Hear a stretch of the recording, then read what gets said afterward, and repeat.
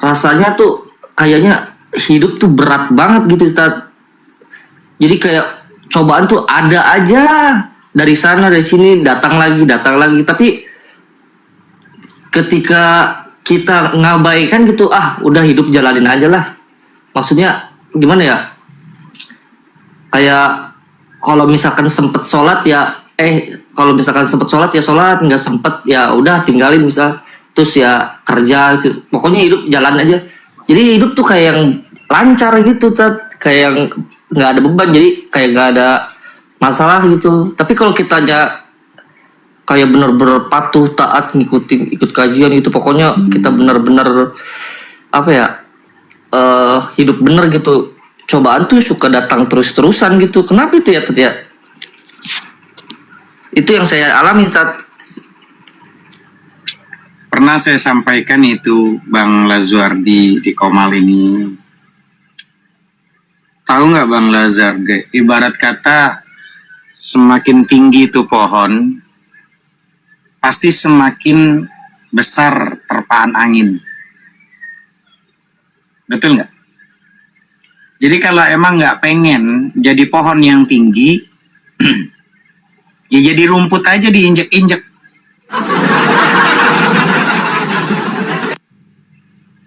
Jangan jadi pohon yang tinggi, karena kalau jadi pohon yang tinggi, yang terjadi apa? Kalau pohonnya tinggi, kau siap dengan kondisi konsekuensi anginnya, badai segala macam lebih kencang. Kan begitu.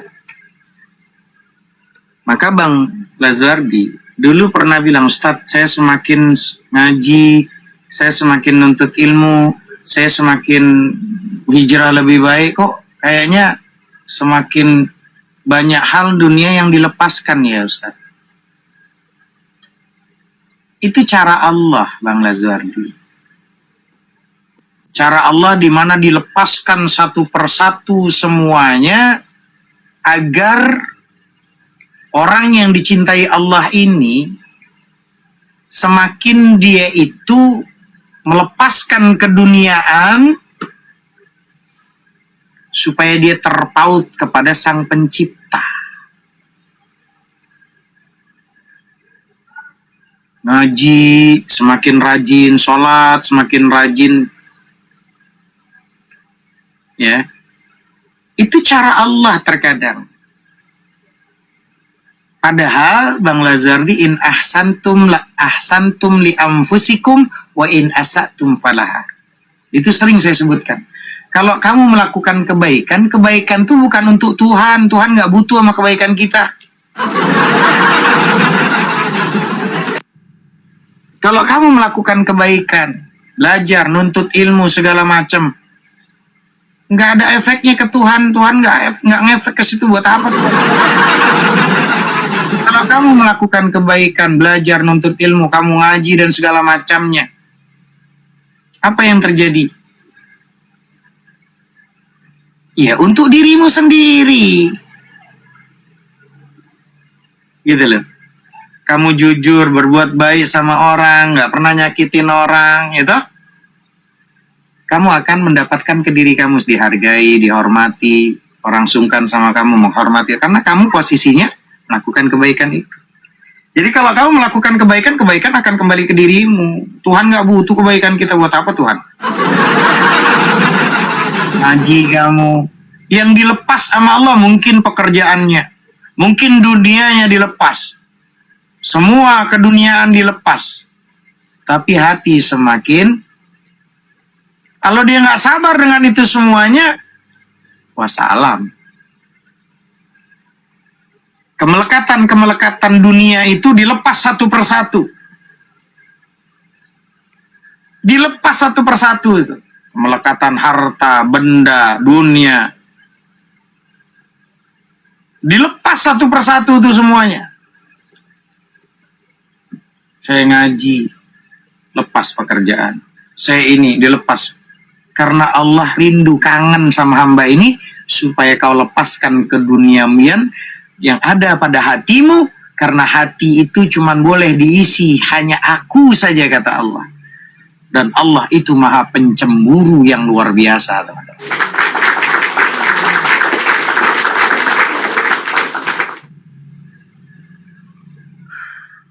Karena bisa jadi kau dikasih posisi maaf, kau dikasih kemudahan dunia, bekerja, sibuk dengan pekerjaan, nambah posisi, gajinya nambah, ininya nambah. Kata Allah, ini kayaknya kalau ditambah dia lupa sama saya nih. Saya hilangkan, saya kurangi dia.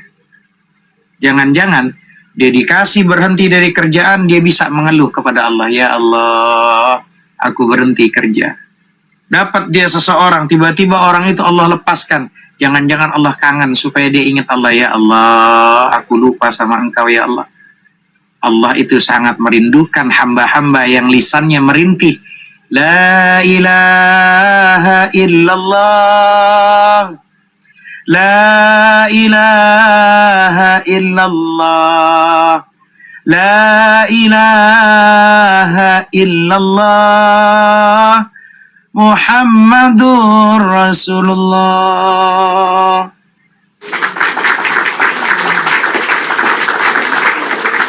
La ma'budu bihaqqin fil wujud illallah. Tujuan kita nggak ada. Tujuan kita bukan sorga. Tujuan kita tuh sang pencipta Allah Rabbu Jalla Jalalu. Itu tujuan kita. Surga, ketenangan, kedamaian, kesenangan, kebahagiaan. Posisinya adalah reward dari Allah. Tapi ketika kau lupa kepada Allah, punishment-nya adalah neraka. Dan ini yang harus dipahami. Jadi yang namanya kalau kita itu logikanya, mantiknya, kamu ada di tengah-tengah. Kalau kemari kamu akan ke kanan, kalau ke kiri ya kanan akan kamu tinggalin. Kalau ke kanan, kiri kamu tinggalin. Betul enggak? Itu logika kan? Pada saat kamu menuju kepada Allah, tujuanmu benar. Menuju kamu kepada Allah, tujuanmu benar. Karena hari ini banyak manusia itu lebih banyak mencintai ciptaan daripada yang menciptakan. Betul atau tidak? Hari ini banyak manusia itu suka sama dunia, tapi dia tidak mahabbah kepada pencipta dunia.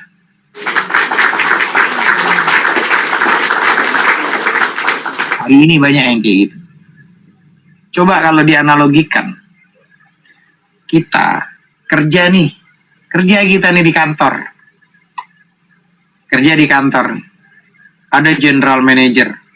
Tapi dia nggak kenal, nggak deket sama yang punya kantor. Ownernya. Pabriknya. Tapi ada cleaning service. Dia deket, kenal. Deket, kenal sekali sama owner. Mungkin gajinya manajer itu gede. Berapa juta gitu. Mungkin cleaning service itu kecil. Tapi karena cleaning service ini dekat sama owner, bisa jadi kecukupannya lebih besar daripada general manager ini. Karena si cleaning service, dia dekat kepada owner. Semua kebutuhan dicukupi. Karena menyenangkan owner ini.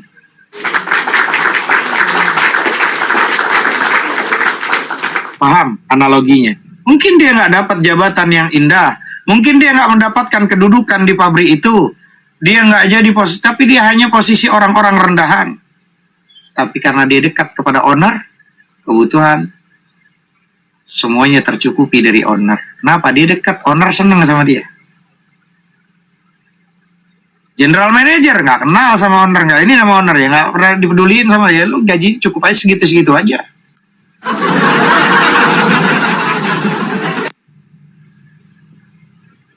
Paham ya, Bang Lazuardi ya?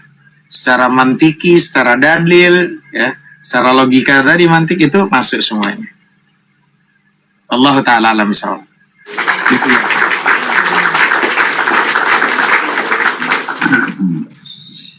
Assalamualaikum Ustaz.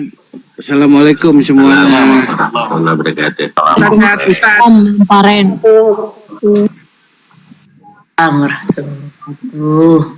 Izin Ustaz sedikit bertanya. tentang doa. Tentang doa. Kemarin malam saya setelah dari komanya Pak Ustaz, saya masuk di koma, saya berdiskusi hampir 3 jam tentang doa.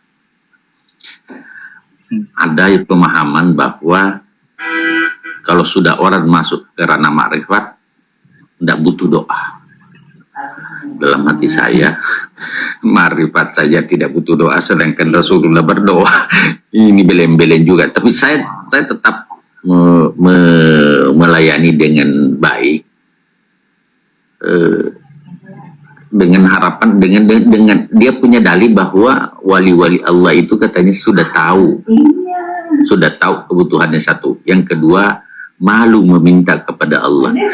Dalam hatiku, apa kedudukannya wali malu meminta kepada Allah, sedangkan Rasulullah memohon kepada Allah.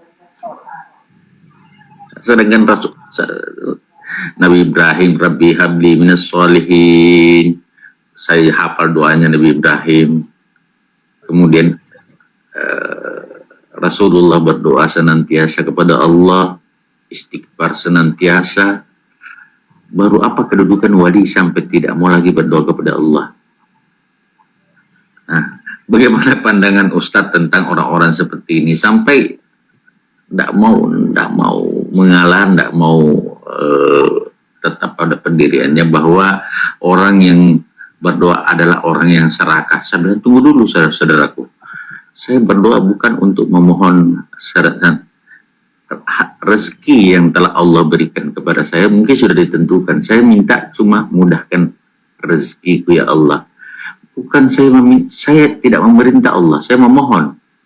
Beda memerintah dengan memohon ya Ustaz. Saya memerintah Allah, ya Allah berikan saya Fortuner, ya Allah merek begini, jenis ini, itu memerintah.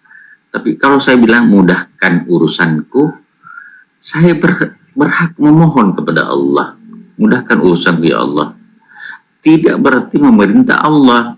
Seakan-akan bahwa pada saat kita memohon itu memerintah Allah. Tidak. Menurut pemahaman saya, berdoa itu bukan memerintah Allah, tapi memohon tanda kerendahan ketidakmampuan kita. Itu paham saya. Ketidakmampuan, kerendahan kita, sehingga kita memohon kepada yang maha kuat, yang maha kaya, yang maha pemberi, yang maha... Saya bingung. Sekelas wali tidak perlu lagi meminta. Sedangkan Nabi meminta. Apa kedudukan wali dengan Nabi? Mau sedikit pandangan Ustaz. Oke, bismillah. Semakin jarang seorang hamba berdoa, semakin jarang seorang hamba berdoa, itu tanda semakin sedikit ketergantungannya. Jadi semakin jarang seorang hamba berdoa, itu tanda semakin sedikit ketergantungannya kepada Allah. Paham ya? Maka ini yang perlu difahami. Ya, semakin sedikit ketergantungannya dia kepada Allah Sang Pencipta. Jadi itu yang perlu difahami. Semakin jarang seorang hamba berdoa, itu tanda semakin sedikit ketergantungannya kepada Allah. Padahal kata Nabi SAW, untuk urusan seremeh apapun, sendal putus, umpama tali sendal putus, atau garam di dapur, habis nih garam, kata Rasulullah, ngadu sama Allah.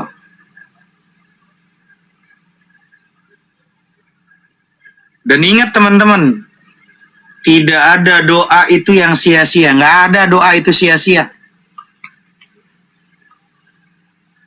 Doa itu kan pergi itu membawa harapan kan. Dan dia posisi akan kembali pada waktu yang paling tepat. Membawa anugerah dalam bentuk yang paling indah. Doa itu. Dan mengubah hidup kita pada titik yang paling baik. Bahkan Aisyah radhiyallahu anha mengatakan apa? Salullaha kulla syai'in hatta syish'ah. Aisyah radhiyallahu anha mengatakan itu. Mintalah kepada Allah bahkan minta tali sendal sekalipun putus, minta sama Allah. Hadis riwayat Al-Baihaqi. Ya. Bahkan kita tahu teman-teman, Ibnu Rajab radhiyallahu anhu mengatakan apa? Wa kana ba'du salafi yas'alullah fi salati hatta kullu hawaijihi. Ibnu Rajab itu mengatakan itu. Dahulu orang-orang salaf itu dahulu itu meminta kepada Allah itu dalam sholatnya itu semua kebutuhannya. Kullu hawaijihi, semua kebutuhannya mintanya sama Allah. Hatta malaha ajinahu ala fasyatahu. Sampai-sampai garam yang di dapur kehabisan. Ya Allah, garam saya habis. Itu ulama salaf dulu tuh sampai kayak gitu.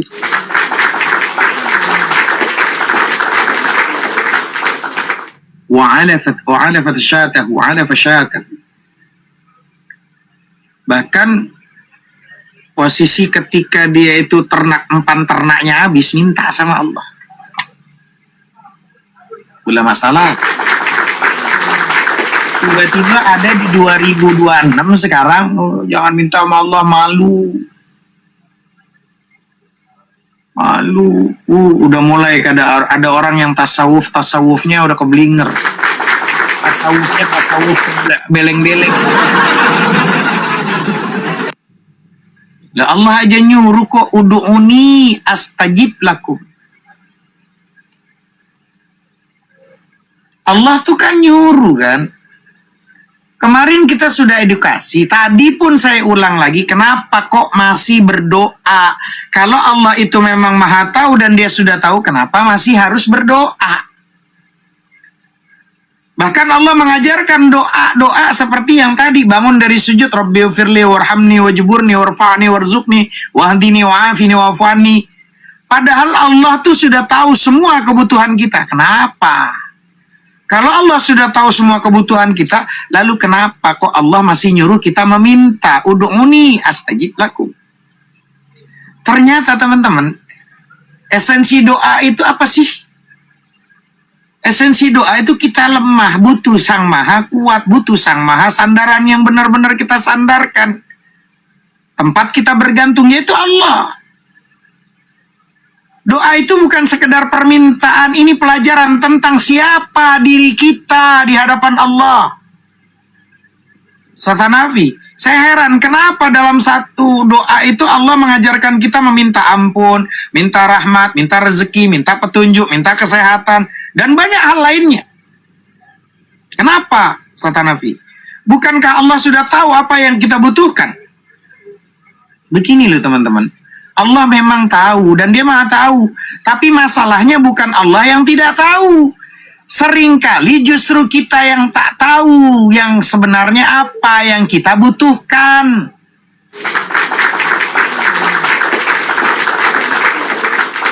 Lalu maksudnya gimana Satanavi? Lihat manusia hari ini. Saat dia miskin, dia mengira uang itu adalah jawabannya. Saat dia sakit, dia mengira sehat adalah jawabannya. Saat dia gagal, dia mengira posisinya jabatan adalah jawabannya. Saat dia kesepian, dia mengira manusia ketika lain ada, itu jawabannya. Padahal setelah semua itu didapat, hatinya tetap kosong.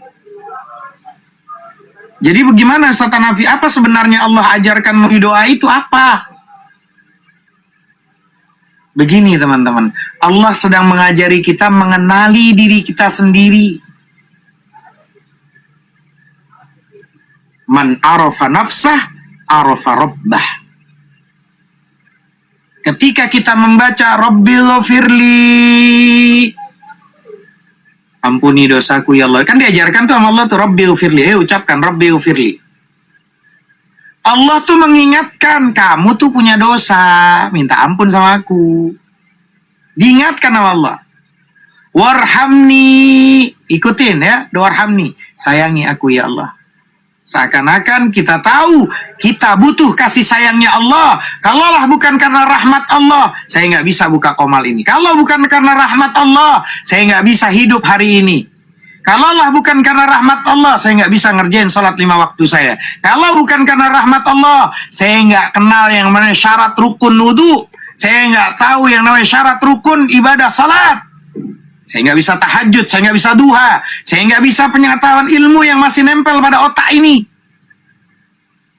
Ini karena kasih sayangnya Allah. Kita masuk surga bukan karena ibadah kita kok.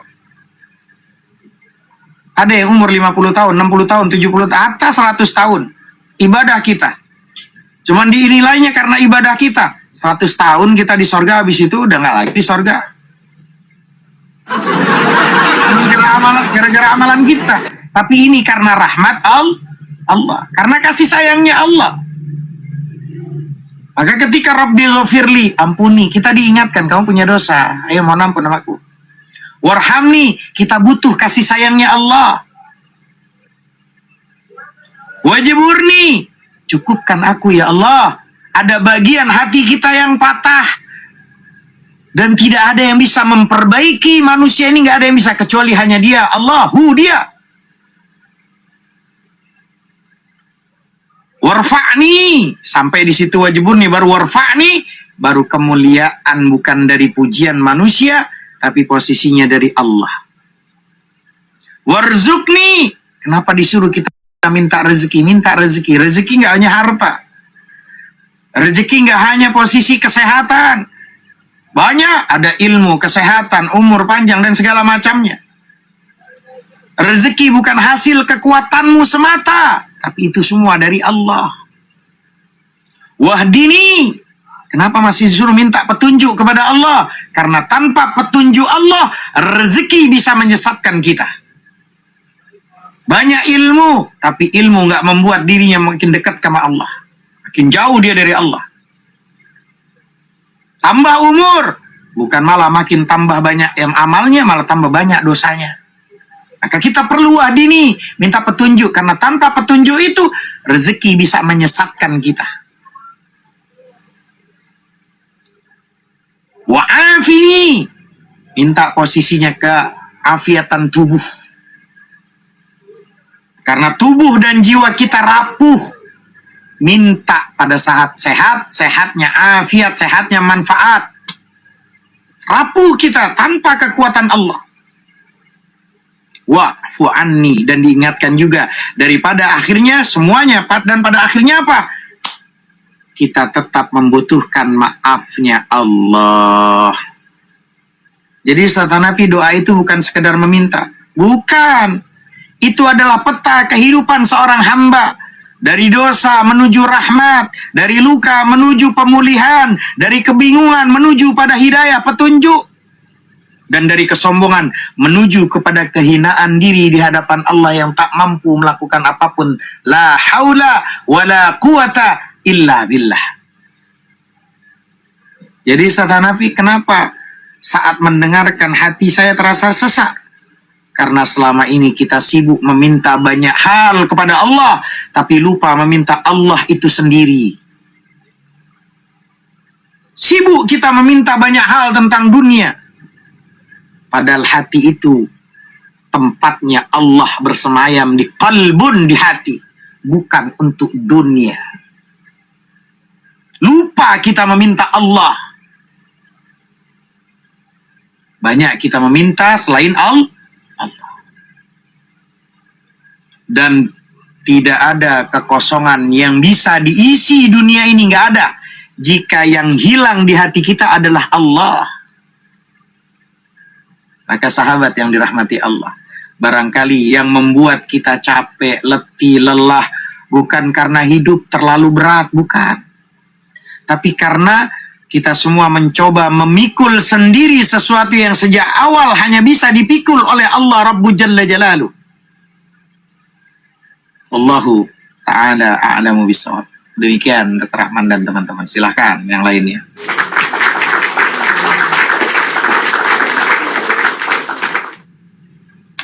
Alhamdulillah. Berarti apa yang saya sampaikan sejalan dengan apa yang disampaikan Pak Ustaz. Karena memang saya kan murid ke-32 Ustaz. Jadi pantas kalau saya bisa menjawab seperti itu. Saya ini kalau murid pertama Ya, bisa jawab juga seperti itu ya. Bagaimana murid pertama?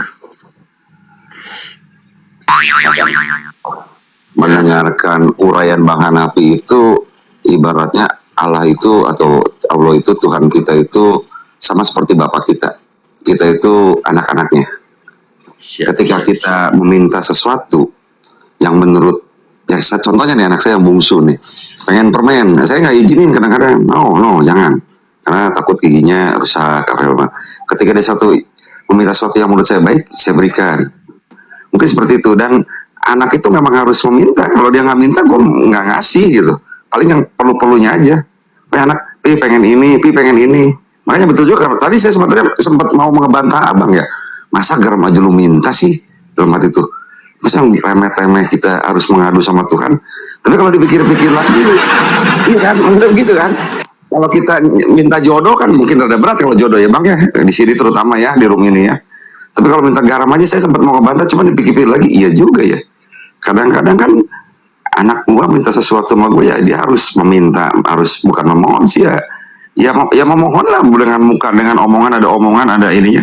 Walaupun kita sebenarnya tahu lu pengen apa gitu, cuman ada yang kadang-kadang kita kabulkan, ada yang enggak buat kebaikan dia. Kurang lebih begitu menurut saya bang. Ya. Tambah cerdas. Betul, karena ada di Komal-Komal mungkin Dr. Rahman tuh gini Jimmy. Kalau sudah ma'rifat udah, gue udah nggak perlu sholat kayak lu masih tipikalnya masih syariat kan, sering tuh di Komal-Komal kayak gitu tuh. Yang orang buka Komal kita nggak tahu dia mondoknya lulusan mana. Lu udah ma'rifat, lu masih syariat kasih sholat. Kalau sudah ma'rifat nggak perlu sholat. Teman-teman, Rasulullah SAW tuh paling ma'rifat. Tapi nggak pernah sholat. Orang yang benar-benar mengenal Allah tidak menjauh dari sujud, justru dia semakin dekat kepada Allah. Ustaz Hanafi, saya pernah dengar tuh seorang yang berkata, kalau udah ma'rifat kepada Allah, sholat udah lagi nggak penting. Apa benar kayak gitu Ustaz Hanafi? Teman-teman, saya ingin bertanya sama teman-teman, siapa manusia yang paling mengenal Allah itu siapa? Ya tentu Rasulullah. Rasulullah. Lalu apakah beliau meninggalkan sholat nih Rasulullah? Enggak. Bahkan beliau sholat tuh sampai kedua kakinya bengkak. Sholat malam, sampai kakinya bengkak. Kalau kita kan kaki bengkak kan karena lagi nungguin warung, karena urusan dunia kaki kita sampai bengkak. Kalau Rasulullah sholat. Rasulullah itu bengkak kakinya karena lama untuk sholat. Kita bengkak-bengkak kakinya mungkin beri-beri gara-gara Ustaz asal murah. Ustaz, nyenggol mulu Ustaz.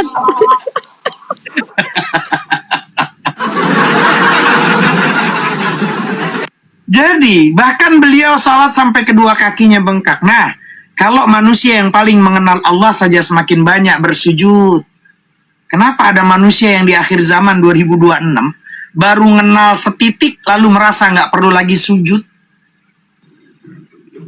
Ma'rifat itu bukan membuat kita jauh dari sajadah. Ma'rifat itu justru membuat sulit meninggalkan sajadah. Karena semakin mengenal Allah, dia mengenal ma'rifatullah, semakin terasa betapa miskinnya diri kita di hadapan Allah. Jadi ma'rifat itu Ustaz bukan akhir perjalanan kah?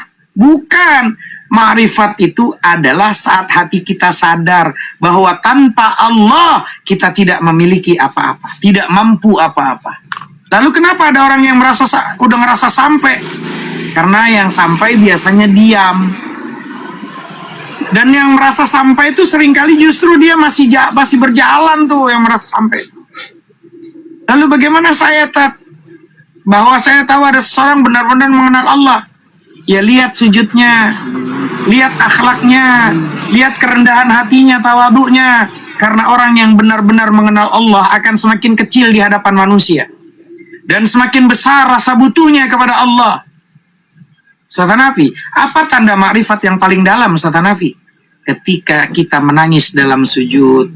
Karena posisinya bukan karena takut kehilangan dunia, bukan. Tapi karena dia takut kehilangan kedekatan dengan Allah. Ingat baik-baik teman-teman, Rasulullah SAW adalah manusia yang paling ma'rifat kepada Allah. Tapi beliau tidak pernah tuh meninggalkan salat. Karena puncak ma'rifat bukan berhenti sujud. Puncaknya ma'rifat itu adalah sadar bahwa kita akan selalu membutuhkan Allah sampai nafas terakhir kita. Allah Ta'ala alam bisawab. Gitu teman-teman.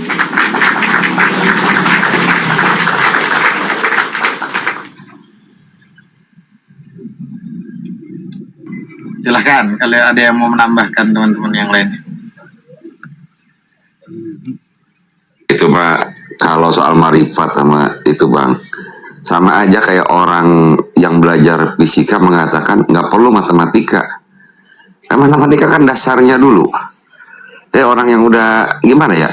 Ya misalnya kan dasar sebelum kita masuk belajar fisika itu kita harus tahu matematika dulu. Kita harus ngerti banget matematika, baru lu boleh belajar fisika, baru lu ngerti fisika. Itu sama aja dia mau melupakan ininya itu, akarnya gitu loh. Bisa mendadak gitu. Tahu kalau pakai laduni mah Bang. Beda cerita kali. Ih, Bang. Ini lagi. Laduni lagi. Roh Kudus lagi keluar, aduh, alamak. Lain, Mbah. Kalau syariat itu kan, kenapa? Tadi juga Bang Ali ketawa ngekek Bang. Maka aku bilang, ini kalau teman-teman gua yang ini nih pakai Roh Kudus, kalau abang kan laduni pakainya, gua mau ikut yang mana, Roh Kudus apa laduni? Ketawa ngekek dia Bang Alif. Di rumah Bang Arif tadi. Saya kalau ketemu ada komal-komal yang kayak gitu, saya lihat di mondoknya di mana, ngaji aja masih belepetan, udahlah saya tinggalin. Kayaknya terlalu sia-sia gitu. Udah kita lurusin dia ngeyel, gue turun aja udah. Yang penting gue udah nyampein udah, gitu aja. Adanya tarkul jawabi alal jahili jawabun, tidak menjawab pertanyaan orang beleng-beleng, pertanyaan orang bodoh itu jawabannya, nggak usah dilayanin udah. Capek hati ya. Capek hati ya. Ya, capek kita udah ngerti tahu. Betul, ahli ngeyel Ustaz. Sudah diberikan dalil, diberikan bukti-bukti. Sebelah Nabi Ibrahim itu kan berdoa Rabbi habli minas sholihin. Saya kasih contoh. Kemudian pada saat salat jenazah, Allahumma ghfirlaha warhamha wa'afiha wa'afnaha. Artinya Nabi kan sering salat jenazah, Ustaz. Mendoakan orang. Kurang apa Rasulullah di mata wali? Ya marifat-marifatmu ini sekarang apa yang kau sudah tahu? Kurang apa baginda Rasulullah dibanding engkau yang mengaku-ngaku marifat itu? Saya memberikan suatu penjelasan yang sedikit masuk akal gitu. Bagaimana Nabi? Ini ada di bawah ada Paren bilang apa? Jangan gitu Ustadz, harusnya dilurusin. Bang Paren, ada istilah itu akibatnya lu kalau umpama ngaji, makanya jangan di luar, lu ngaji tuh masuk ke dalam. Kalau umpama sekolah di depan pintu sih, makanya kalau udah berumur tuh kalau sekolah masuk ke dalam, jangan di luar. Akhir lu salah. Masa gue dibilang jangan begitu Ustadz, harusnya dilurusin. Kalau sekolah masuk ke dalam, jangan di luar, lo akhirnya beleng-beleng kan. Itu pentingnya ngaji istiqomah tuh. Ada analogi gini. Ada analogi gini. Ketika kita naik ke puncak, kan ada pemandu kan. Ada pemandunya kan. Kalau naik ke bukit, ke gunung, ke apa hutan, ada pemandu kan. Pemandu ini ada 10 orang yang harus dipandu. Ada posisi arah tempat jejak untuk peta ke atas, diikutin, ikut pemandunya kan gitu. Tiba-tiba ada 2 orang nih yang dia bilang, enggak, saya mau ikut apa kata saya, menurut saya, karena saya menggunakan akal saya, pengetahuan saya. Ngapain saya butuh kamu pemandu gitu. Yang salah kira-kira pemandunya nggak ketika 2 orang ini tiba-tiba nyasar, hilang rimbanya, nggak ketahuan. Apa yang mau disalahin pemandunya? Yang sekolah Bang Paren, Kalau ngaji, kalau sekolah, masuk ke dalam ketemu gurunya, salim cium tangan, jangan lu posisi di luar pagar. Akhirnya kayak ikut beleng-beleng namanya. Gitu loh. Bagaimana menjelaskan warna sama orang buta? Gimana cara jelasinnya warna sama orang buta? Makanya ada kalimat di Al-Quran, innal ladzina kafaru sawa'un 'alaihim anzartahum am lam tundirhum la yu'minun. Sama saja. Sesungguhnya sama saja bagi orang-orang yang kafir. Apa itu kafir? Dia nutupi, udah disampaikan kebaikan kebenaran dari ahlinya, dia nggak mau ditutupin tuh. Sama aja lu jelasin sama orang yang nggak mau mendengar itu. Ya, dia nggak akan beriman kok, nggak akan bener. Makanya kita jangan jadi sok merasa jadi Superman, Superwoman. Jangan sok merasa jadi pahlawan. Kita nggak bisa ngerubah seseorang kalau orang itu tidak punya kesadaran untuk ngerubah dirinya sendiri. Oke, kalau ngaji sama manusia jangan sama tuyul.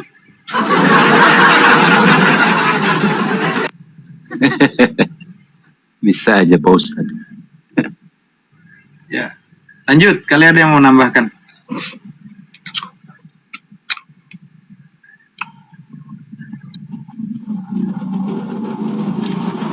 Silakan kalau ada tambahan-tambahan, teman-teman. Mumpung malam minggu ini sambil ini kita.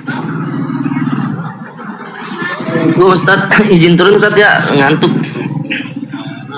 Siap Bang Lazuardi. Ya, Ustaz, Saling bantu makasih. doa, minta maaf ya Bang Lazuardi. Kalau ada suara saya yang ceplas-ceplos. Ya, Tapi apa-apa, saya Ustaz. emang nadanya modelnya kayak gini saya. Bukan orang Sunda. Orang Madura, orang Timur suruh kayak orang Sunda ya nggak bisa. Tapi hati saya Hello Kitty Bang Lazuardi. Oh, Ustad, makasih. Makasih. Saya nggak kayak Bang Jimmy Bang Lazuardi. Apa Bang? Hati saya apa Bang? Hello Kitty, Hello Kitty.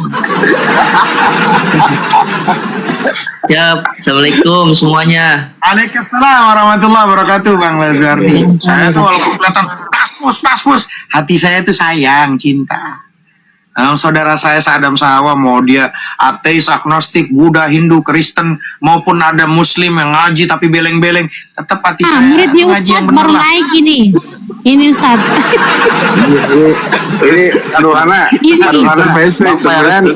Bang Pairan ini ngomong di bawah, typing di bawah sampai pagi Tan. Sampai pagi Bang, marahin Bang. Gue pengen dengar. Iya, marahin Ustadz. Marahin Bang, sampai pagi. Gue typing sampai pagi Tan. Iya, jarang Marahin sampai ngomong pagi. Ustadz. Lagi senang sama kerjaan dia sama dunia. Jangan begitu dong Tan. Oh, kan faktor ini Tan, cari nafkah Tan. Ini mohon maaf nih Ustadz, baru ikut di Komal Ustadz nih, baru ikut naik gitu. Sombong Ustadz, maaf banget. Nggak apa-apa, saya cuman kangen, minimal silaturahmi lah. Minimal kan tahu kita kalau ada nafasnya. Jadi kalau udah hilang nggak ada tuh kita kepikiran, ini orang udah di alam barzah apa belum gitu. Doa itu jadi yang bagus Tan. Doa yang bagus tuh Tan. Udah sembuh nih Tan, alhamdulillah Bagus, berkat Bang, doa saya. teman-teman Tanya kakak Jimmy, gue ngejelasin susah Jim, lu aja yang jelasin Jim. Sama Bang Paren gue ribut mulu, lu aja yang jelasin Jim. Lu kan agak soft tuh, agak lemah gitu. Kalau gua orang Jawa Timur begini paspus gitu lu. Lu aja Jim. Justru gini, maksudnya Bang Pairan sering muncul di sini. Bukan sebenarnya Bang Hanafi guyon, bukan jangan-jangan khawatir udah tahu-tahu nggak ada napasnya, bukan. Yang dikhawatirin sama Bang Hanafi masa itu sebetulnya jangan-jangan Bang Pairan jarang kesini udah nikah lagi. Ternyata poligami lagi. Kemarin-kemarin bilang kagak. itu Poligami lagi itu yang dikhawatirin sama kita berdua Pak. Jim, Bang Jim. Ntar nggak sengaja lagi tuh Bang Jim. Nggak sengaja dianya. Kemarin bukan nggak sengaja, alasannya Bang Pairan lu nggak ingat kan Nurhana? Apa coba? Pengen tahu rasa aja, penasaran. Kan, penasaran. Masa nggak ingat penasaran? Janganlah, kalau nikah jangan coba-coba. Garuk-garuk kepala dia. Aduh. Jangan coba-coba kalau nikah. the best lah buat saya. Terima kasih. Walaupun saya nggak tahu kalau Ustadz semuanya ngedoain saya biar sembuh kaki, ya alhamdulillah udah sembuh sekarang. Oh, doain banget. Nah, Doain banget. Biar cepet bisa kerja lagi, aktivitas lagi. Ya toh? Tapi gimana perkembangannya penyakit Bang Farid? alhamdulillah Ustadz udah sembuh Ustadz, alhamdulillah. Alhamdulillah udah sembuh atau udah nggak ada kakinya? Kalau udah nggak ada kaki sembuh. Kaki ada tetap sembuh. Gue takutnya alhamdulillah saat Udah kaki gue sembuh. udah nggak sakit lagi loh. Hilang kaki lu. Biar jelas. Masih kau mau sampai pagi? Masih kau mau sampai pagi? ini baru Ustaz, belum gua sama Pak Dokter nih. Besok Bang Paren. Guyon tuh enak. Hari ini Bang Parenten tahu di 2026 itu kita udah banyak pikiran, problem rumah tangga, problem ekonomi, problem mikirin yang ke depan buat anak-anak sebagai laki-laki, sebagai orang tua yang bertanggung jawab, gitu. Tapi kita bisa di Komal, bisa guyon, bisa bercanda, bisa rileks, ketawa-tawa. Itu mahal loh hari ini. Sesuatu yang mahal tuh kita bisa masih tertawa. Padahal di kepala kita sebagai laki-laki atau ibu-ibu ini masih mikirin tentang ini, tentang ini. Terus kita masih guyon, masih bisa bercanda, masih bisa humor. Itu sesuatu yang mahal hari ini. Karena saya ngelihat tuh banyak di Komal-Komal tuh kayaknya wajah tuh kayak wajah boros gitu. Tua sebelum tua, dipikirin semuanya. Udah kayak orang bener. Aja lu lihat Jimmy itu Bang Paren. Tua sebelum tua tuh dia mikirin masa depan. Nah, masa depan dipikirin, nah, sekarang belum dipikirin, masa depan dipikirin. Akhirnya kan muka boros. Bang, gimana gua nggak boros? Masa depan gua suram. Gua mimpi 4-1 aja belum ada calonnya. Suram. Bikin masa lalu aja udah puyeng, masa depan lagi yang belum kelihatan, Ustaz. Sampai gue bilang Bang Paren, gue sampai bilang sama Bang Jimmy, Jim lu nggak ada bangga-bangganya mau Komal gue. Tuhan masuk Komal gue, Tuhan ada di Komal gue main. Lu lihat Jim, aku Jibril, gue bilang gitu. Dia nggak mau, maksudnya malah ketawa, malah turun akhirnya tuh Tuhan. Gue burung katin aja. Tuhan, gue takut kualat. Udah gue tutup aja, ada Tuhan di Komal gue. Lah gue ketakutan. Cuman kan gue posisinya nggak mau nyakitin temen aja, walaupun memang dia aku Tuhan. Aduh, ini Komal gue baru kali ini. Komal gue is the best banget. Ada Tuhan masuk Komal di main TikTok tuh Tuhan. Ya salam. Astagfirullahaladzim. Tapi gawatnya Lon Deddy itu bayinya sama cewek doang. Umatnya cuma cewek doang. Kata Bang Ari gitu. Lupa kata Bang Ari, bukan kata gue. Ya Allah. Tapi memang Bang Jimmy itu Tuhan tuh rutin banget, sering masuk Komal gue. Gue agak ketakutan sendiri.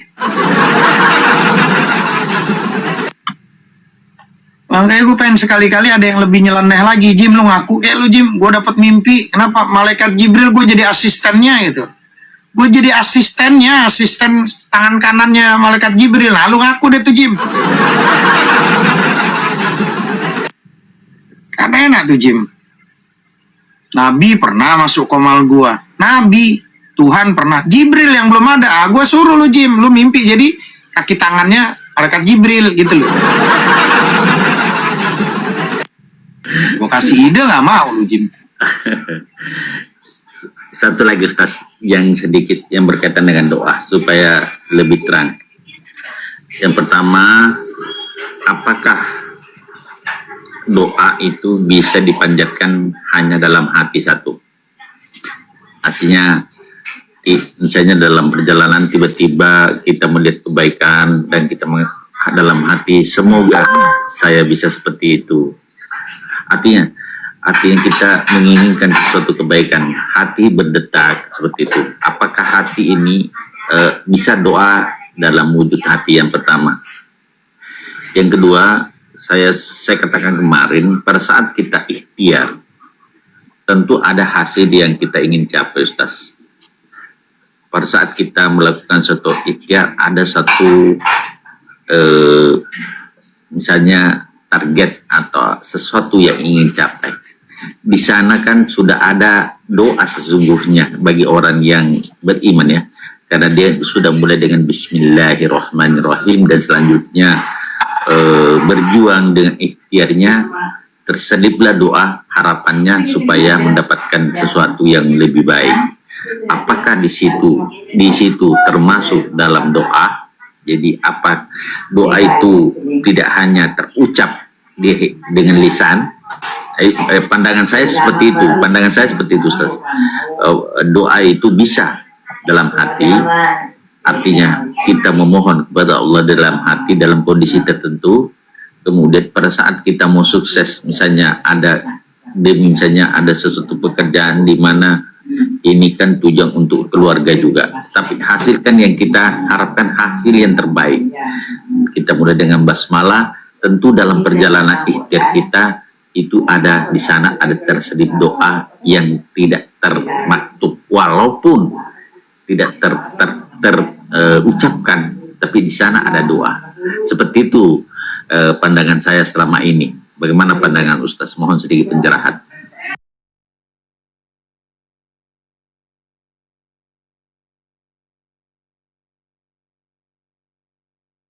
Ahli sadri wa yassir li amri wa hlul 'uqdatam min lisani yafqahu qawli. Kenapa wahyu pertama itu bukan dirikan sholat, tapi kok iqra? Kenapa kok bacalah? Kenapa nggak disuruhnya doa? Sholat itu kan menurut bahasa doa. Tapi menurut istilah yang diawali dengan takbir, diakhiri dengan salam. Tapi isi semua itu doa. Tapi kenapa kok diawali dengan bacalah? Kenapa Allah memulai dengan iqra, bukan sholat? Banyak orang sibuk itu beribadah, tapi lupa membaca hatinya. Lupa membaca hatinya sendiri. Mungkin karena itulah wahyu pertama dimulai dengan iqra. Agar manusia mengenal Tuhannya dengan kesadaran. Bukan sekedar kebiasaan.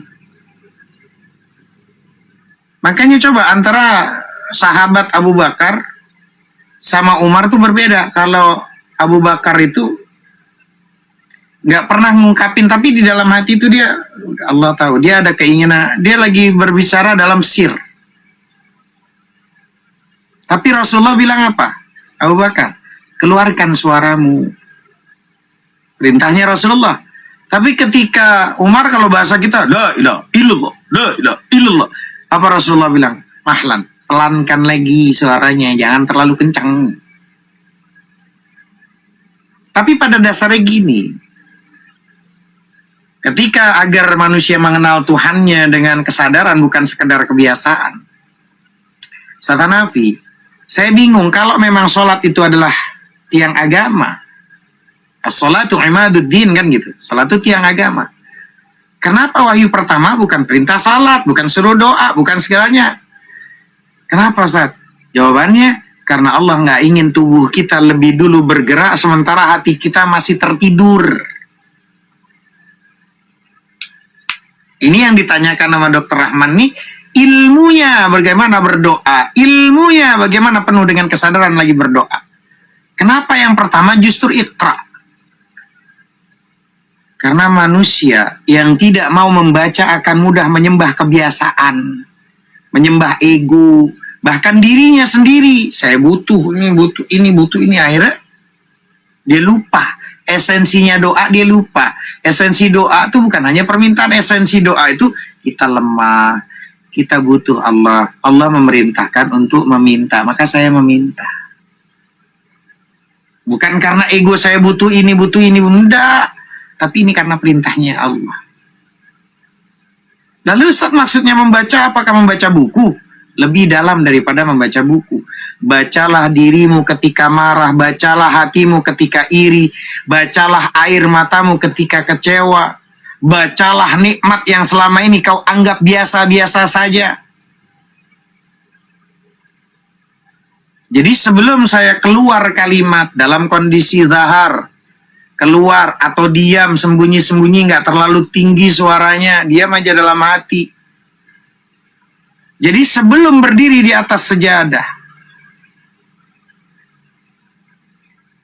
kita diajak berdiri di hadapan kebenaran tentang diri kita sendiri.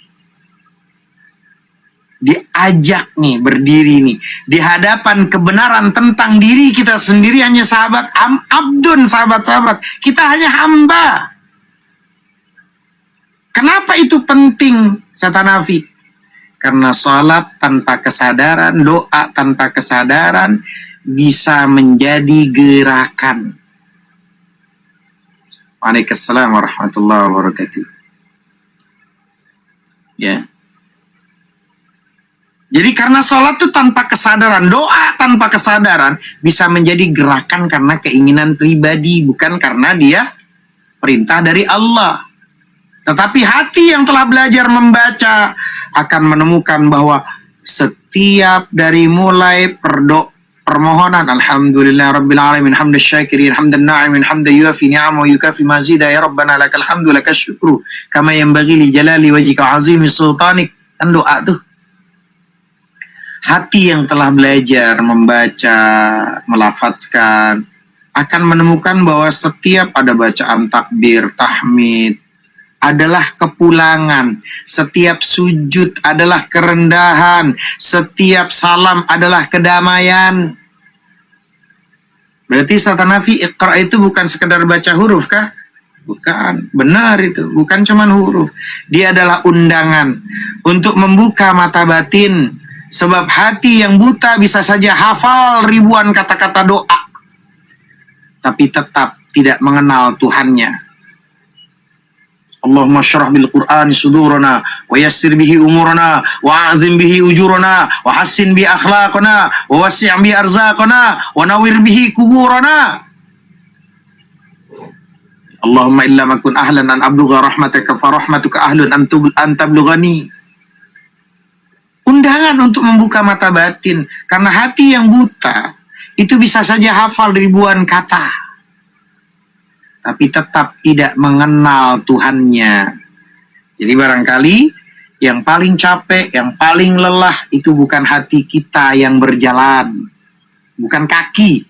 Bukan kaki kita yang berjalan, mulut kita yang banyak ucapan zikirnya, melainkan hati kita yang bertahun-tahun berdoa, beribadah tanpa benar-benar membaca diri kita sendiri dan memahami esensi dari doa itu sendiri. Wallahu ta'ala alam bisawab.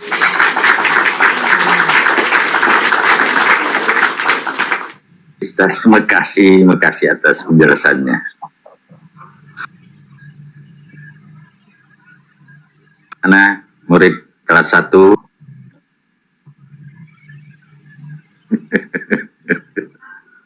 Indro Pak Ustadz, Indro dia Pak Dok.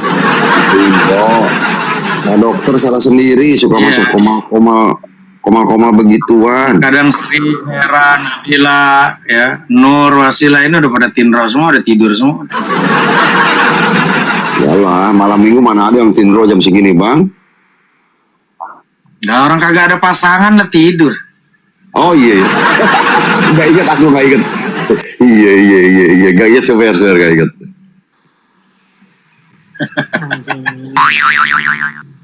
Bang Jimmy. Assalamualaikum warahmatullahi wabarakatuh, Pak Ustadz. Salam kenal semuanya ya. Warahmatullahi wabarakatuh. Ini Silakan, ini saya mau nanya aja. Ini pribadi ya, dalam artian begini. Ketika kita sholat berjamaah, kehusuannya kok berbeda dengan kita melaksanakan sholat sendiri gitu kan. Dalam kesendirian itu lebih husu, kenapa ya?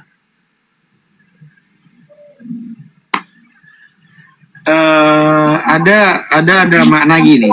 Kalau pertanyaannya kenapa pada saat saya sholat berjamaah sama sholat sendiri kok kayaknya lebih khusyuknya sendiri, kalau dalam pandangan ilmu tasawuf gimana nih? Jadi gini teman-teman, ketika kita memahami salat sendirian terasa lebih khusyuk karena kita ini terbebas daripada gangguan eksternal dan internal. Jadi eksternalnya dari interupsi, ritme, dan juga jamaah lain. Kita terbebas tuh dari gangguan yang namanya eksternal dan interupsi ritme dan juga jamaah lain. Jadi dalam ilmu tasawuf, kekhusyuan itu adalah esensi daripada ibadah kan. Jadi kalau kita salat berjamaah membuat kita kehilangan fokus, ya, namanya hudurul qalbi. Artinya apa? Kehadiran hati bersama Allah. Maka salat sendirian dianggap lebih utama. Kalau andaikan berjamaah itu membuat kita nggak khusyuk, ya sendirian lebih utama. Jadi dari pandangan ilmu tasawuf, makanya orang belajar ilmu tasawuf sama fikih, fikih sama tasawuf. Jangan kamu udah fikih doang nggak pakai tasawuf, akhirnya nanti posisinya agak bahaya tuh. Dua-duanya perlu. Maka dalam pandangan ilmu tasawuf yang dirangkum dari para ulama seperti Imam Al-Ghazali contohnya, esensi ibadah itu adalah hati kan. Salat itu adalah dialog batin dengan Allah. Kalau kita salat ini berjamaah tapi hati melayang memikirkan hal lain atau terganggu oleh suara di sekitar, kehusuannya akhirnya berkurang. Salat pada asyhadu an la ilaha illallah. Di samping posisi ada yang goyang kanan kiri kanan. Apaan sih nih? Bang Jimmy malah pakai kasih jempol. Diam lu, gue yang menang. Tahiyat asyhadu an la ilaha illallah kan pakai telunjuk. Dia goyang. Jimmy kagak ngerti. Ini orang goyang apa nih, enggak berhenti. Dikasih jempol sama Jimmy, gue menang. Diam lu, goyang aja lu. Jadi teman-teman hudur, kehadiran hati saat salat sendirian, kita lagi ngatur tempo sendiri kan. Kalau sendirian, betul nggak? Tempo sendiri kita yang ngatur. Iya, Lebih iya. meresapi bacaan gitu loh, dan lebih mudah menghadirkan kesadaran bahwa Allah sedang melihat kita. Jadi ada prioritas kekhusyuan, meskipun secara fikih umum ya, salat berjamaah berpahala berlipat ganda. Maka tokoh tasawuf seperti Imam Al-Ghazali berfatwa bahwa salat sendirian yang khusyuk lebih utama daripada salat berjamaah, tapi membuat hati lalai. Wallahu ta'ala alam bisawab. Gitu sih. Ya, makasih Pak Ustadz. Tapi terkadang karena kita di masyarakat akhirnya kan berjamaah gitu Pak Ustadz. Kadang-kadang Iya. kita ngikutin gitu. Ya, jangan sampai menjadi fitnah lah. Namanya hidup ini kan kadang kita udah bener aja pasti kita nggak luput dan dari yang namanya omongan orang, fitnahan orang. Walaupun kita udah punya niat sebaik apapun niat kita, sebagus apapun tingkah laku kita nggak akan selamat dari celahan orang yang menyebabkan kita. Jadi meminimalisir fitnah orang. Bukan karena benci kita, tapi kita menjaga supaya dia nggak lebih banyak dosa. Itu orang nggak pernah sholat ke masjid tuh gini. Saya sebetulnya jujur, kalau saya dibilang sholat di rumah, saya lebih banyak saya jamaah sama istri dan anak saya kok. Saya jangan ikutin saya. Apalagi kalau udah sholat tarawih itu nggak pernah saya sholatnya di masjid, saya sholat jamaah sama keluarga saya. Udah berapa puluh tahun lamanya saya sholat jamaah di rumah, saya bikin majelis sendiri, tarawih. Sholat tarawih jamaah sama keluarga saya, istri, anak saya, mertua saya, ipar saya. Salat jamaah di rumah saya bikin. Di masjid Allah, hingga gue sakit semua. Kayak olahraga kalau kayak gitu, olahraga gitu. Betulan jamaah gue dapatnya Jimmy samping gue. Allah Akbar. Kalau udah nih gue ditendang lah gitu, udah capek kelamaan itu katanya gitu. Gue ditendang, yang cepet gue ditendang. Sama-sama gue kalau bareng sama Jimmy. Tapi aku pernah dengar nih Ustaz, katanya kalau nggak sholat di masjid itu rumahnya dibakar atau gimana, itu pernah aku dengar Ustaz. Itu dalam keutamaan berjamaah. Tapi lihat esensi daripada itu kan secara zahir. Karena yang namanya al-jamaah itu rahmah. Berjamaah itu rahmat. Makan, Lil, kalau makan. Mama kemana? Belum datang dari Bandung. Lu baru datang. Udah makan bawa itu. Ya udah. Itu. Makanya itu kan nanti bagaimana pandangan menurut para ulama, bagaimana pandangannya ketika ada orang belajar fikih tapi dia nggak belajar tasawuf, ada belajar tasawuf tapi nggak belajar fikih. Ya, para ulama seperti ditegaskan Imam Malik memandang bahwa mempelajari fikih tanpa tasawuf itu berisiko membuat seseorang menjadi fasik karena amal lahirnya itu tidak diawali kebersihan hati. Sebaliknya, dia belajar tasawuf nih tanpa fikih itu beresiko menjadi zindik. Apa itu? Menyimpang dari syariat dan rusak pemikirannya. Jadi belajar fikih tanpa tasawuf, ulama memperingatkan bahwa seseorang yang hanya menguasai tata cara ibadah secara kaku tanpa ilmu tasawuf rentan itu menjadi fasik dia. Ibadahnya mungkin sah secara hukum syariat, tapi terasa gersang, keras, kaku. masjid lu haram, dosa, neraka lu, udah kayak dia yang megang kunci neraka. Aku. Dan juga kurang adab. Iya, iya. Ya. Selain itu mereka jadi ahli fikih tanpa kebersihan hati. Terkadang masih mencari celah atau siasat untuk membenarkan sesuatu yang sebenarnya dilarang. Tatoan lu, gak sah sholatnya lu. Tato, wudunya lu gak masuk. Tato. Gak percuma lu sholat. Ada orang mabuk nih, Jimmy waktu itu mabuk curhat sama saya. Dia habis mabuk, karena kan kita tukang mabuk tuh dulunya. Datang ke masjid, sama ininya marbot masjid, diusir Jimmy. Lu mabuk, lu mau sholat lu, kata Jimmy. Aku mau mabuk, mau sholat subuh nih. Sholat subuh berapa rakaat? Sholat subuh 8 rakaat gitu. Pergi. Kamu sama saya, Jim, lu nggak sholat Jim? Gue diusir gara-gara sholat subuh 8 rakaat gue diusir katanya. Ustadznya marbot yang musir itu belajar fikih doang sih. Akhirnya apa? Kayaknya nggak sah, ini dosa, ini haram. Lagian siapa sih orang yang nggak pengen udah taubat, punya tato, pengennya orang kalau udah taubat pengen hilang, tapi kan karena nggak ada biaya. Itulah pentingnya tasawuf, jadi nggak kaku.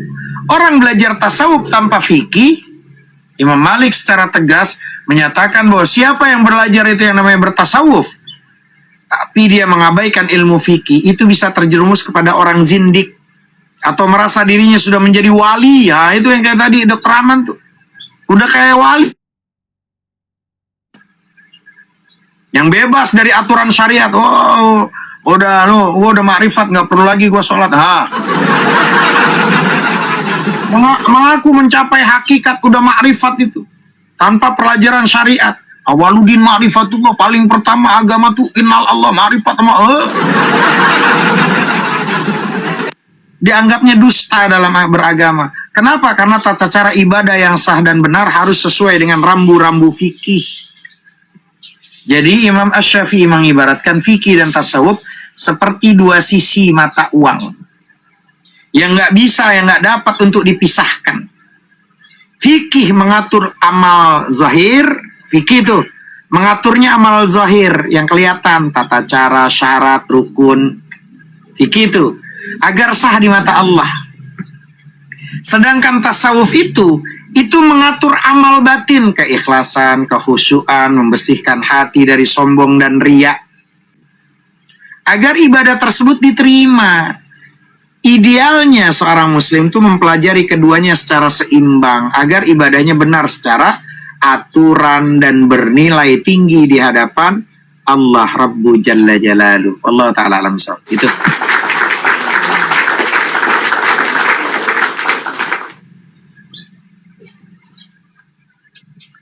Iya, karena begini, ketika berjamaah itu kadang kita belum waktunya ruku gitu ya.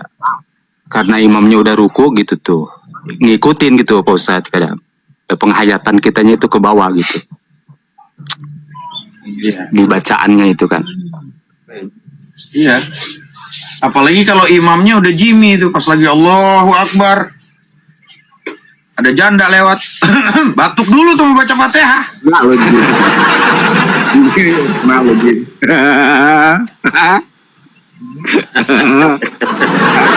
Yang awak pengalaman Bang Faren.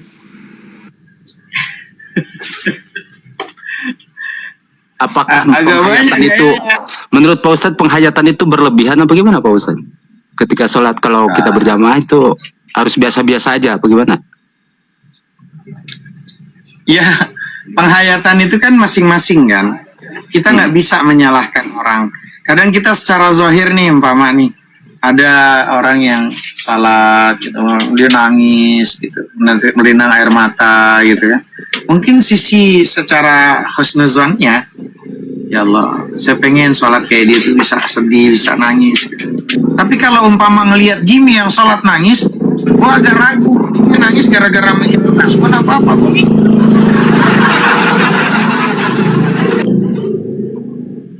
dan kita nggak tahu gitu loh. Enggak standar kelamaannya tuh berapa menit sih Ustadz? Kadang ada yang cepat juga gitu tuh kadang. Tumak ninah itu sekedar kalau sudah kelar dari rukun qauli, rukun fi'li, rukun qalbi, tumak ninah sekedar menyebut subhanallah. Itu lamanya gitu. Sekedar subhanallah, maha suci Allah. Itu waktunya seperti itu aja. Jadi kalau umpama Allahu Akbar, ya, ini kan yang sunnah, kan ada yang wajib, rukun kaulinya yang wajib apa? Baca Fatihah. Tapi kalau Allahu Akbar kabir walhamdulillahi katsira itu kan bacanya namanya doa iftitah. Ada juga doa iftitah yang lain, Allahumma ba'id baini baina khataaya kama ba'adta bainal masyriqi wal maghrib, Allahumma naqqini min khataaya kama bainal. Itu ada bacaan teman doa iftitah yang lain. Kelar baru Bismillahirrahmanirrahim. Alhamdulillahi rabbil alamin. Arrahmanirrahim. Maliki yaumiddin. Atau mau disambung, yang penting sambungnya benar. Bismillahirrahmanirrahim. Berhenti. Alhamdulillahi rabbil alamin. Arrahmanirrahim. Maliki yaumiddin. Iyyaka na'budu wa iyyaka nasta'in. اهدنا الصراط المستقيم صراط الذين أنعمت عليهم غير المغضوب عليهم ولا الضالين آمين. Berhenti nih, kalau dia jadi imam dia paham berhenti. Nunggu seakan-akan makmum nih kelar Fatihah. Iya, maksudnya di situ ya. Karena kita melafalkan Fatihah waktu itu setelah. Ini kan pentingnya belajar kan. Iya. Jadi dia imam dia paham, tunggu. Atau dia posisinya takutnya kan kita nggak tahu juga, takutnya yang posisinya si Jimmy lagi nahan kentut mau boker ya, buru-buru habis amin bismillahirrahmanirrahim alhaakumut takatsur hatta zurtumul maqabir, atau dia pakai wal asri innal insana lafi khusr illal ladzina amanu wa amilus solihati wa tawassaw bil haqqi wa tawassaw bis sabr. Udah kita husnuzon kayaknya dia mau boker nih gitu, udah begitu aja.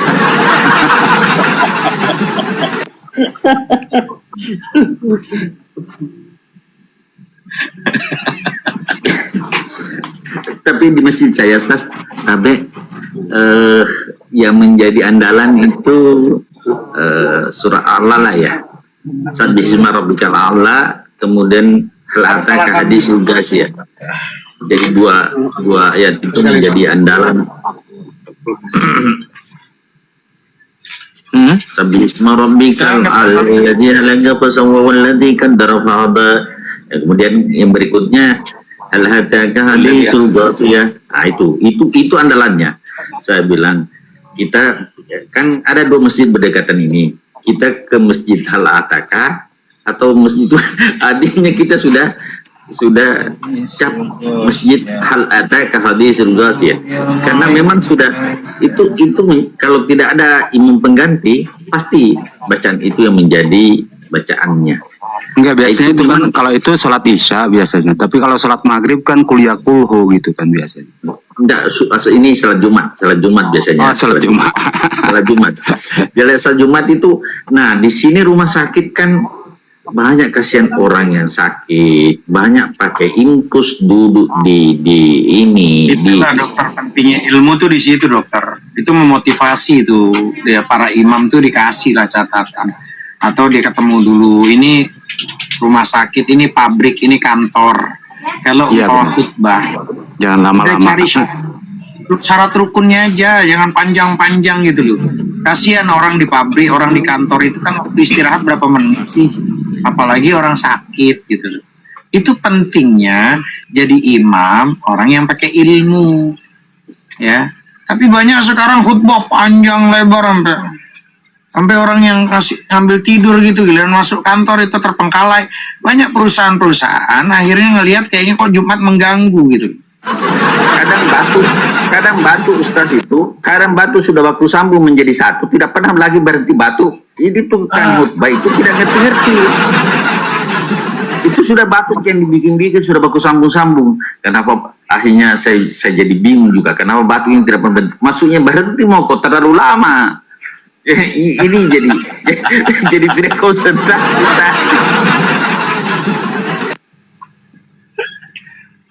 Itulah pentingnya pakai ilmu. Kenapa Rasulullah itu nggak pernah menegur sholat cepat? Tapi Rasulullah ada hadis yang sahih masyhur, justru negur orang yang sholat lama. Ada kan hadisnya itu?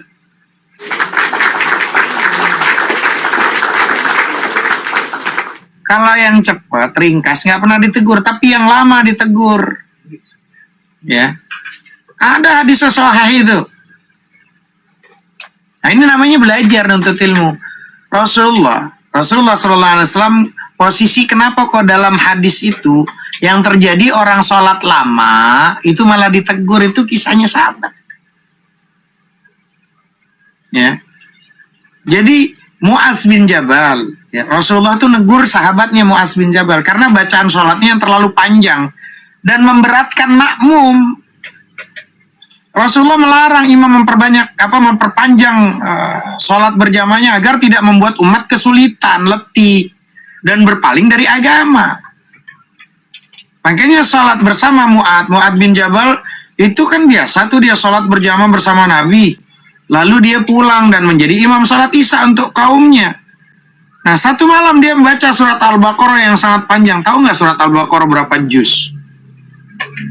Itu kalau seumpama Hera, Nabila, Nurwasila, Nurhana itu jadi makmumnya, saya yakin itu udah disiapin yang namanya kursi roda itu, duduk dia itu. Protes makmum ini. Datang makmum ini kelelahan lalu memisahkan diri dari Mu'adz bin Jabal itu. Selesai salat sendirian, sempat menyebut makmum tersebut munafik, katanya Mu'adz itu. Hingga membuat sang makmum mengadu sama Rasulullah. Saya dibilang munafik ya Rasulullah, makmum nih beralasan mereka adalah pekerja yang menyiram ladang seharian dan gak sanggup berdiri terlalu lama. Teguran keras Nabi apa? Rasulullah menegur Mu'adz bin Jabal. Ditegur. Beliau bahkan bersabda hingga 3 kali. Apakah engkau membuat fitnah wahai Mu'adz? Apakah engkau membuat fitnah wahai Mu'adz?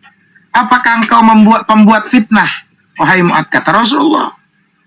Maka solusinya Rasulullah itu memerintahkan agar seorang imam mempertimbangkan kondisi makmumnya. Ada orang tua, ada orang sakit, ada orang yang memiliki keperluan. Beliau menasihati Mu'adz untuk membaca surat-surat yang lebih pendek dan ringan. Paham ya sampai sini ya? Itu pentingnya belajar sinau.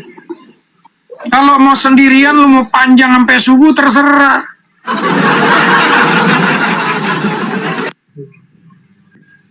Ya, gitu loh. Saya yakin kalau saya ketemu ada Sri, ada Hera, ada Nabila, ada Nurwasila, Nurhana, apalagi Bang Paren, Dr. Rahman, semua yang di sini. Kalau saya jadi imam, paling senangnya Allahu Akbar, Bismillahirrahmanirrahim. Wal 'asri innal insana lafi khusr illal ladzina amanu wa 'amilus solihati wa tawassaw bil haqqi wa tawassaw bis sabr. Allahu Akbar. Yang keduanya, Bismillahirrahmanirrahim. Qul huwallahu ahad, Allahus samad, lam yalid wa lam yulad wa lam yakul lahu kufuwan ahad. Allahu Akbar. Seneng banget. Udah jangan diganti-ganti, Ustaz Hanafi aja yang imam terus. Udah pasti. Kalau ditanya, kok surat zuhur, asar, maghrib, isya, subuh itu terus sih Ustaz? Apa jawaban dia? Saya posisi pasti makmum, apalagi kalau Jimmy udah pinter ngeles, dia kata Jimmy, aku mencintai surat kulhu. Padahal emang nggak ada hafalan yang lain, cuman itu doang dia hafal. Murid pertama, alumni pertama, jawabnya pinter dia. Aku sangat mencintai kulhu, jadi ku pakai kulhu sampai mati. Karena emang nggak ada hafal yang lain, pakai alibi dia. Al-Ikhlas terus. Subhanallah.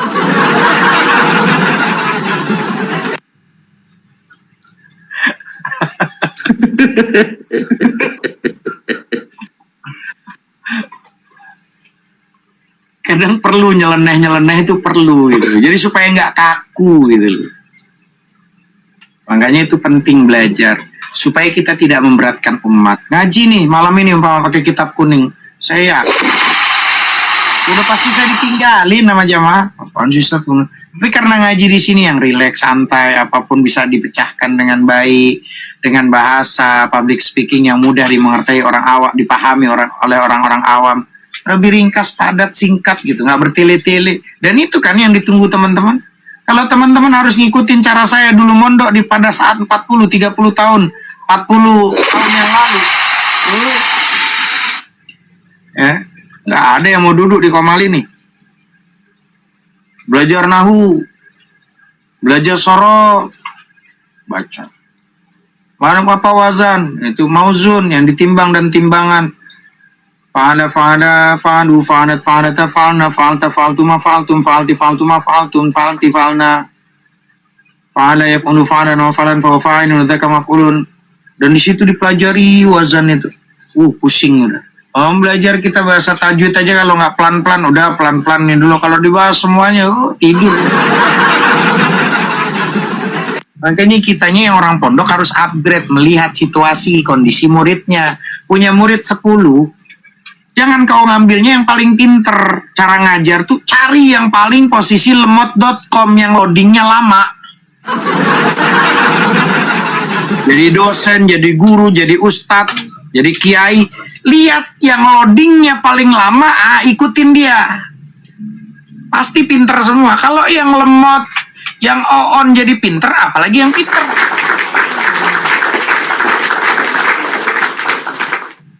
Gitu loh. Kasihan kalau ngikutin yang paling pinter, yang on nggak pinter-pinter. Ini ilmu namanya. Ya. Maka dalam pembahasan menjadi guru, kita kan ada tarbiyah, lulusan nih kuliah tarbiyah sebagai guru, apa ada cara-cara khusus, metode-metode dalam pengajaran. Nah, kalau ustadz-ustadznya nggak upgrade di TikTok, ditinggal sama jamaah, tinggal teman-teman. Harus upgrade. Apa sih yang lagi disenengin, yang digandrungin? Kalau kita posisi nggak pakai tasawuf, gue pakai fikih, gue mau ngapain kenal sama santri yang masih pakai karaoke? Haram. Kalau gue pakai fikih, haram gue. Apain lu? Bahasa kita yang namanya fikih, air susu tapi kemasukan yang namanya kambing, nggak bakalan gue minum. Kan begitu tuh fikih. Tapi karena alhamdulillahnya kita juga menguasai, belajar juga ilmu tasawuf, tetap gue rangkul.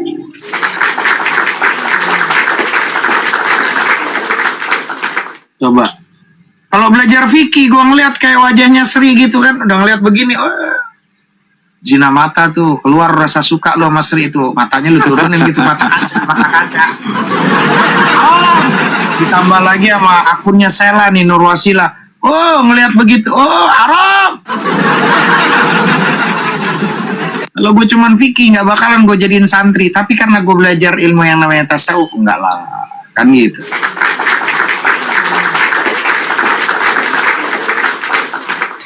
Itu namanya belajar.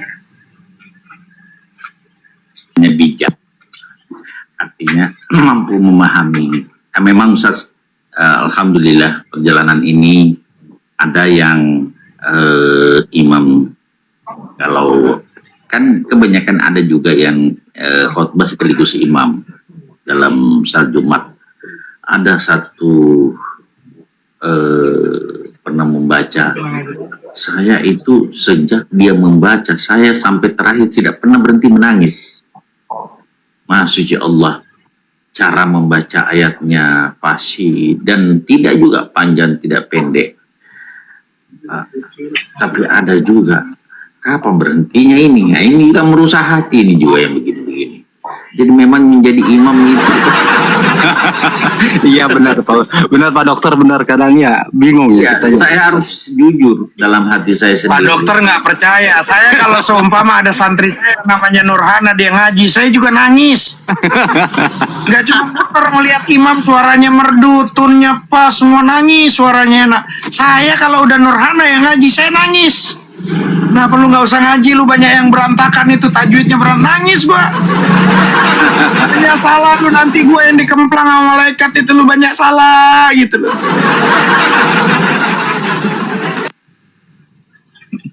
Gitu loh. Itu perbedaannya gitu. Aku tahu Ustaz, cuma kalau di Komal jadi demam panggung Ustaz. Tuh. Kasihan nangis, bahaya. Bukan murid dia nangis.